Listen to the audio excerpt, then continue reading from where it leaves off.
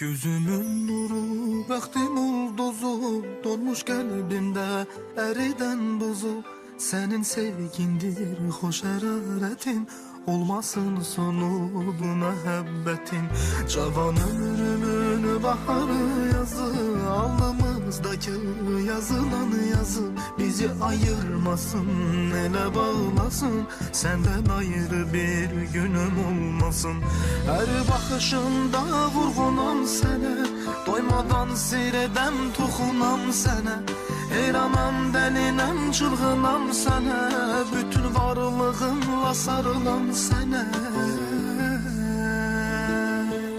Sənə nə qədər var ehtiyacım, bəlkə də bunu heç anlamadın.